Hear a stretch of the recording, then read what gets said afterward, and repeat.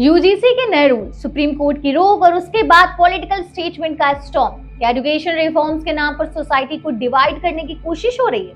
और क्या supreme court के डिसीजन के बाद सरकार ऑपोजिशन के डायरेक्ट टारगेट पर आ गई है?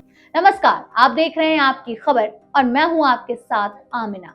आज हम बात करेंगे यूजीसी के नए नियमों पर, जिनको लेकर देश की सबसे बड़ी अदालत ने फिलहाल स्टे लगा दिया है और जिसके बाद पॉलिटिक्स में तेजी आ गई है। मेन स्टोरी से शुरुआत करते हैं।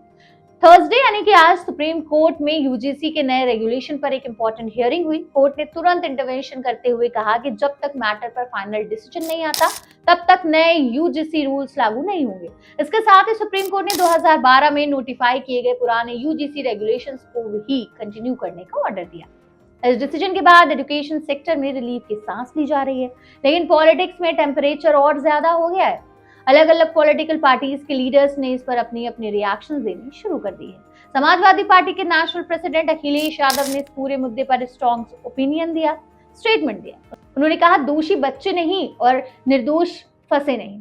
यानी उनका कहना है कि एजुकेशन जैसे सेंसिटिव इशू पर किसी भी तरह के बायस या डिस्क्रिमिनेशन बिल्कुल एक्सेप्टेबल नहीं है। अखिलेश यादव ने बिना नाम लिए सरकार की नीयत पर सवाल उठाया और इशारा किया कि कहीं ना कहीं इस पॉलिसी के जरिए सोसाइटी में डिवीजन क्रिएट करने की कोशिश हो रही है।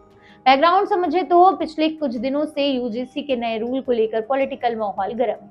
सिर्फ ऑपोजिशन ही नहीं बल्कि स्वर्ण समाज के कई ऑर्गेनाइजेशंस भी इन रूल का विरोध कर रहे हैं। उनका मानना है कि ये नियम सामाजिक संतुलन को बिगाड़ सकते हैं और एजुकेशन सिस्टम में अननेसेसरी टेंशंस क्रिएट कर रहे हैं। ऑपोजिशन का यह भी कहना है कि ये पूरा इशू अब सेंट्रल गवर्नमेंट के लिए गले की फांस बन चुका है।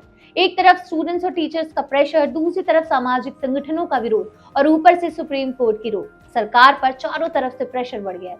इस बीच समाजवादी पार्टी के एमपी राजीव राय ने भी सरकार पर अटैक किया है। उन्होंने कहा, गवर्नमेंट असली इशू से ध्यान भटकाना चाहती है। जब महंगाई, बेरोजगारी और एजुकेशन क्वालिटी जैसे सीरियस टॉपिक पर बात होनी चाहिए, तब ऐसे कॉन्ट्रोवर्शियल रूल्स लाकर समाज को उलझाया जा रहा है।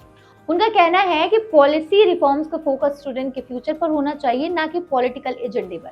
कांग्रेस की तरफ से राज्यसभा एमपी प्रमोद तिवारी ने सुप्रीम कोर्ट के डिसीजन का खुलकर स्वागत किया। उन्होंने कहा, सरकार आग लगाती है और फिर खुद को फायर फाइटर बताने की कोशिश करती है।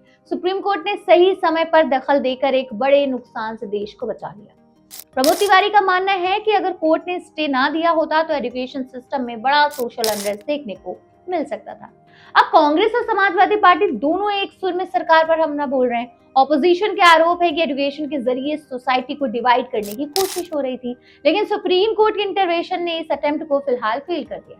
पॉलिटिकल एक्सपर्ट्स का भी कहना है कि एजुकेशन पॉलिसी सिर्फ सिलेबस या रेगुलेशंस का सवाल नहीं होता, बल्कि इसका डायरेक्ट इम्पैक्ट सामाजिक स्ट्रक्चर पर पड़ता है। इसलिए जब भी ऐसे बड़े चेंजेस लाए जाते हैं तो उन पर मैक्सिमम ट्रांसपेरेंसी और कंसेंसस जरूरी होता है। फिलहाल सिचुएशन ये है कि यूजीसी के नए रूल पर स्टे लगा हुआ है और पुराने 2012 के रेगुलेशंस ही फॉलो किए जा रहे हैं। लेकिन सवाल अब भी वही का वही है, क्या एजुकेशन रिफॉर्म सच में सुधार का जरिया है या फिर ये पॉलिटिक्स का एक वेपन बन चुका है? आने वाले दिनों में जैसे जैसे सुप्रीम कोर्ट में इस केस पर आगे की हियरिंग होगी, वैसे वैसे सरकार और ऑपोजिशन के बीच की पॉलिटिकल बैटल और तेजी पकड़ने वाली है। देश की नजर अब सिर्फ कोर्ट के फाइनल डिसीजन पर ही नहीं बल्कि इस बात पर भी होगी कि एजुकेशन जैसे सीरियस इशू को पॉलिटिक्स से दूर कैसे रखा जाए। फिलहाल आप इस बारे में क्या सोचते हैं, हमें कमेंट में जरूर बताइएगा। आप बने रहिए आपकी खबर के साथ, क्योंकि यहाँ मिलती है बड़ी खबर सीधी और साफ फैक्ट के साथ।